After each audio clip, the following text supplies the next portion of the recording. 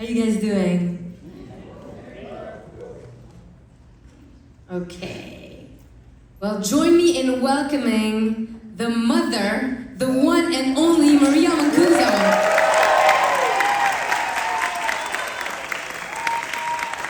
And now, the fruit of her loins, the director, Rudy Mancuso. Followed by the one and only Camila Mendes. And Francesca Reale.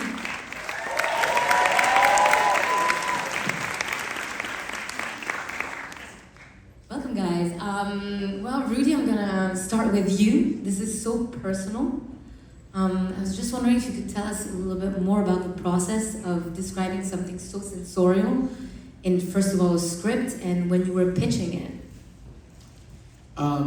Yeah, I mean, obviously this is an extremely personal story. I've been living with it for a very long time, and I knew I wanted to depict it cinematically in some way. I didn't know exactly how or with who or when necessarily, but I had others really believe in the vision, starting with my co-writer, Dan Lagana. We met and I told him about my experience, told him about synesthesia, I told him about the experience of a Brazilian American, duality of cultures, and it resonated with him, and we decided to move forward with the project together.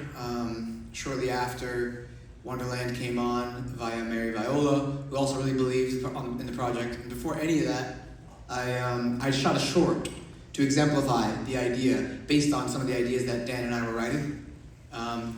And that short became kind of like the makeshift version of the opening scene that we saw. So with the package I just mentioned, we took it to Amazon and we got it. Thank you, Amazon. Yeah. Maria, I'm wondering, what was your initial reaction when he came up to you and asked you to play the role?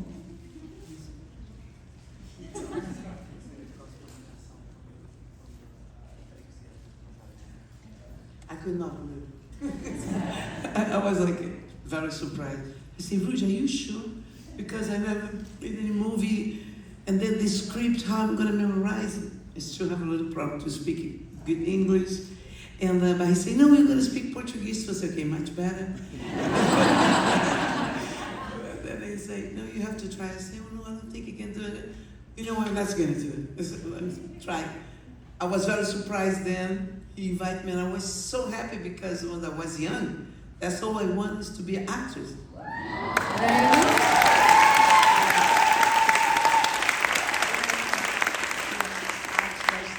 I started like making like a soap opera in the magazine. This is a dinosaur time, you know. I don't know if they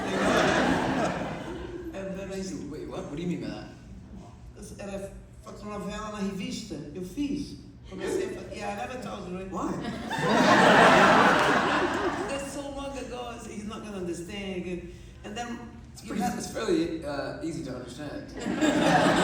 What else are you hiding from me? Do I have brothers? time. And then I liked so much. My brother Fernando was doing too. And then I'm sorry.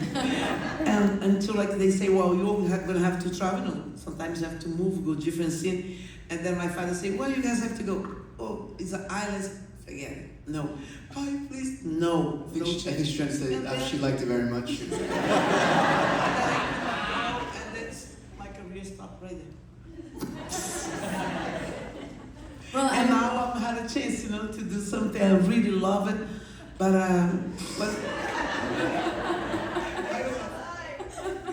well, I just want to ask you too, were you harder on fictional Rudy or are you harder on real Rudy?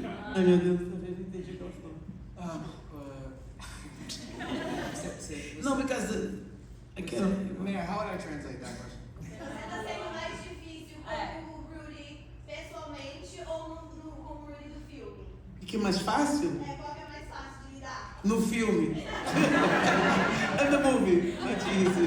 Way to make me look like shit in the front row. Thank you. Well, I mean, Camila and Francesca, if you could tell us what drew you to the project, initially to the characters you play. Can I go first? For me, I think it was, I mean, obviously, I've never been able to play a Brazilian American in any movie ever. Normally, I feel like I'm playing other different types of Latina characters that are usually Spanish speaking, always Spanish speaking. So for me, it was like this, you know, it's been a dream of mine to bring more representation for Brazilians. And then I got the script and I was like, oh, he's doing it. He's already doing it. And I want to be part of that moment. And then I read the script and saw how, you know, with the short that was sent over, there was such a clear vision and it was truly like nothing I'd ever seen before. So not only did I think the project was really cool and exciting, but I also felt like I want to be part of this moment because, you know, it's very rare that these moments, these opportunities come through. For me, it was actually Cami. She actually, true story. She was the one who kind of texted me, and she was like, "Hey, have you read for Música?" And I was like, "No." And then she was like, "I think you really would play this character." Which now that I'm watching the film, I don't know if it's like a compliment or. Now I'm seeing it, I'm like, Well, can I explain? But we'll like break it down. Okay. But no, it's like, Okay, I was what gonna. about me is like. No, don't tell me. No, because I think I know through. Because years you of were therapy. likable. We Oh. wanted to make sure that Haley didn't feel like just a cold-hearted bitch. Like we wanted to make sure she felt, you know, like she was justified in the things that she wanted, and we didn't want to hate Haley. So I felt like Fran was so sweet. You're such a sweet person that I was like, you're gonna bring this sweetness and this realness to this character. Does she know? Little does she know. Little does she, no. So she told me, and then I texted my team, who's all here, I guess. And they were like, "Oh, we're already sending it to you." And then our other best friend Rachel, who's also here, was my reader, and like made sure it was perfect before I sent it to Rudy. And then Rudy met me, and he just explained the whole project. And you know, when he speaks to you, it's like you really see the world that he's creating just by the way he's expressing it, and that's very rare in a director. And also, I have such admiration for Cami's taste that if she was attached to it and felt so passionately about it, that I was like, you know, it felt like an idiot move not to do it. Rudy, I have a stupid question for you. How many times did you shoot the scene where you were hit by the fish? That's a good question. I'm not sure. I don't think that many times. Shane, I defer to you on this one. 7 times. I mean, 7 feels like a lot. You've been hit by a fish in the face much more than most people in the world. There was some trickery there, but it was seven takes of a big ass prop fish. But it felt like a real fish, and the fish market's a real fish operating fish market, so it smelled like fish. And yeah, I have regrets on this movie. That's one of them. Can you tell us a little bit about the locations where you shot? I mean, I'm not Brazilian. I've never been to Brazil, but I saw the Super Bock on the just outside of the fish market. So I was just wondering where you shot and if that was also part of the story. Yeah, I mean, we were very lucky. We were able to shoot where the story's set. It's set in the heart of Newark in this area known as the Ironbound. And I spent a lot of time in the Ironbound growing up, frequenting the fish market, the city streets, the restaurant. So everything from the fish market to the city streets to the fair to Brasilia Grill, the restaurant where the double date happened, triple date, are all the actual locations. Elevated a bit, dressed up a bit, hyperbolized, but the actual locations, including my parents' home where I grew up. That's the actual home that I grew up. And my mom had a hard time with the scratching of the floors. I can see it in her eyes. I know, she's still upset about it, but... Oh, I can see it. It's But we upsetting. got to shoot in my childhood home, isn't that amazing? Yes. This is my house. It looks different, but amazing. I love it. She made all the crew like take off their shoes in the middle of a take. That happened. You guys remember that? We're in the middle of a take and she's like, "Excuse me, can you not touch that? Can you take off your shoes?" I'm like, "Mom, we're filming." She's like, "What is it, like an Instagram video? We can do it later." I'll just ask, like, we have unfortunately not a lot of time, but I just wanted to know from all of you how hard it is to act when there's full-on choreography going on around you and you don't see them. your characters don't see them? Oh, I see. I don't know. I didn't find it that challenging, I think, because I guess, at least for me, in my scenes, I got to see it for a minute. You know, I got to fool the audience in thinking that I've seen it, only to then cut out of it. So I always was allowed to watch and be immersed in it in a way. But I don't know about you, Fran. You had to be oblivious to it for your scene. Yeah, it was really hard. That opening diner scene was really, you just want to dance too, you know? Like, so it's just like, so to distract me, Rudy was like, can you just keep talking? Like, as the camera pans and goes, just keep talking. And lucky for him, I have no problem talking to myself for hours. So it was helpful because it's just so, I don't know, like the music that they're playing, the music that this whole team came up with, it like fills your body. All you want to do is like get up and start dancing with everybody. So to not do that was rude. It was good too. How about you, Rudy? I don't remember the question, I'm sorry. No, it's just how hard it is to act when you have everyone around you moving or doing choreography. Actually, this is my preference. I quite enjoyed it. All the music had been premeditated and composed. Actually, a lot of the cues even before the script was finished or as we were changing it. So they were so heavily interwoven, the music and the pages and the dialogue, that on the day, for me, the beats didn't feel like a departure from the moment. They were all very interwoven. I mean, we had to, for efficiency's sake, shoot the dialogue and then give the music its proper attention. There's two different beats, but I'm thinking about the edit in my head because I already know what it looks like. So every time I say something or every time I look off, I know exactly what I'm hearing. No one else does, so I'm sorry. But for me, it's in an odd way preferable. A preferable way to work is to perform according to the edit, which unfortunately only I knew. Well, I guess we'll wrap it with one very logistical question. Do you have a release date yet? Sure do. April 4th on Prime Video. Check it out. There you go. Give them a very warm applause. And the QR code is right here, so you can vote. Welcome the director, Rudy Mancuso.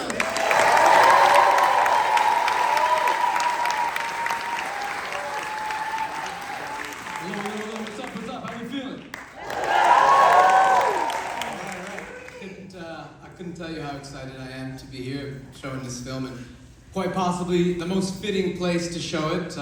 Thank you to the theater, thank you South by Southwest, thank you to the city of Austin for welcoming this film. It's truly a dream come true. There are definitely some people I want to acknowledge, a lot of which are here today.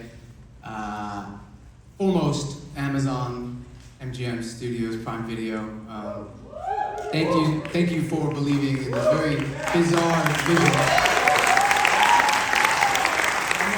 I'm a first-time filmmaker, and it's invaluable to have the kind of support that I've had from this studio. It's a dream studio to work with. Thank you for not only the support, but believing in this bizarre vision and for the money. Wonderland Sound and Vision. I mean, give it up for this production company. Mary Viola was a friend before she was a work partner and collaborator, and Mary, you were literally the foundational backbone of this entire production. McGee, Stephen Bello, and Mary, and the whole Wonderland team. I mean, how fitting is it that your name is Sound and Vision for a multi-sensory film? You guided me through this very interesting, complex world that is filmmaking, and I thank you and I love you for that. Of course, some of my crew are here, and I have to just shout out Shane Hurlbut, the most badass KP in the world, Patrick Sullivan, our production designer, who took some of the strange ideas in my head and somehow actualized them in real life. Melissa Kent, Melissa, I'm sorry, I tortured you for 10 weeks. For a few months, Melissa, our incredible editor, put up on my bullshit of getting the perfect sound, perfect cut, perfect frame, so meticulously. And thank you, and also, I'm sorry. There, for anyone who I'm forgetting, by the way, it's because you're not important. I'm kidding. Chris Auld is also here from the sound mixing and design, and he also took me and my team's ideas and somehow elevated them. Jamie Rise, my co-creative captain, who I've been with for a decade. Jamie, I can't wait for the next decade. He's physically been by my side for every creative endeavor. And the other co-captain and co-writer on this film, Dan Lagana. This idea has been brewing for a minute, brother, and it's been a long time coming. And here we are, and I appreciate you, and I can't wait to keep creating worlds with you. Sam Shahidi and John Shahidi, who's not here, thanks for encouraging me to tell stories and make videos, and encouraging to make a short, which eventually we use to pitch this project. Lucia Ledon and Brianna O are here from the Amazon team. They're the two people who were in the room when we pitched this movie, and they've been championing the project ever since. I love you and I appreciate you. I'm very lucky that my entire family is here. My sister, who's also my right-hand woman. There's nothing I don't say it enough, but I love you and I can't wait to do more things with you. We're in the building. We're in the building stage, and I'm gonna continue to build, and you'll be right beside me the whole time. My father is here, Alfonso Mancuso. What's up, Jack? Thanks for being one of my best friends in the world and for inspiring. So silly, relax, I'm not an Oscar fucking acceptance speech. Wants to start playing the violins. My dad inspired me very much. He introduced me to one of my favorite films in the world that made me want to make music and make films and make music for my films. Life is Beautiful by Roberto Benigni. Why are you crying? Relax. And then there's literally no movie without the incredible cast. Starting with love of my life, both on and off screen, Camila Mendes.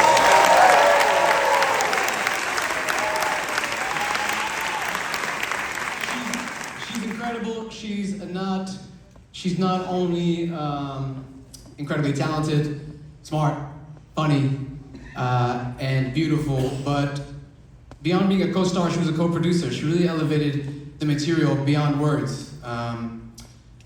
Our on-screen chemistry and connection penetrated real life, and that's not something a lot of filmmakers, certainly not first-time filmmakers and actors, get to experience. So I love you for that, and I hope we get to collaborate a lot more. Francesca Reale. Also, I know it sounds like I'm repeating myself, but she elevated the pages and the role so much. You made this character so much more interesting. You're incredibly talented, funny, and your improvisational skills really challenged and floored me. And you gave this character so much more depth, and I'm so excited about that. Love you as well, in a different way than I love Cammy. And then, he couldn't be here, JB Smooth, but he's goddamn hilarious. I mean, you guys know him from everything, including Curb Your Enthusiasm, which was one of my favorite shows for a very long time, and then I actually got to work with this guy, and he also challenged me. His skills were amazing, as the most I've laughed on set. And I actually texted him this morning saying, sorry you couldn't be here, but we're all very grateful for you, and we miss you, we should go watch the movie. And he actually texted me back, who's this? And I did into that. But last but certainly not least, my own mother, Maria Mancuso.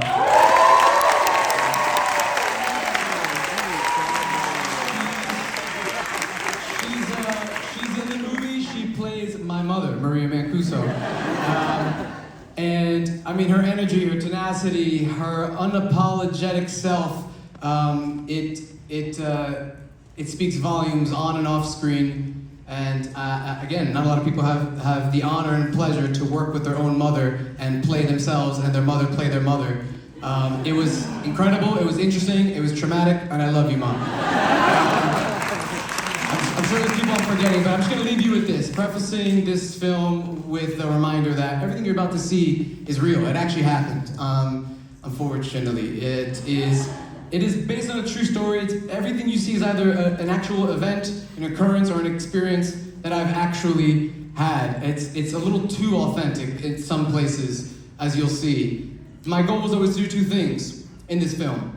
It was to explore a unique musical perspective. I have synesthesia, and it's a pretty bizarre, interesting, and beautiful condition that a lot of people have, more people than they know. It's difficult to diagnose. It's essentially a unique intertwining of the senses. One sense will involuntarily stimulate, another sense has nothing to do with it. Some synesthetes can taste green, others can smell 14. Others associate a personality with Thursday. For me, I have rhythmic association amongst a few others, whereby my brain, for as long as I can remember, turns everyday regular sounds into some kind of musical construct. It's the truth. It's sometimes really cool when you get to use it as a creative asset, but it can also be very tricky. It could be very hindering. It could be a nuisance, and sometimes even terrorizing. But it's a real thing, and if you don't believe me, I'll stop telling you and I'll just show you. So without further ado, here's Música. Thank you so much.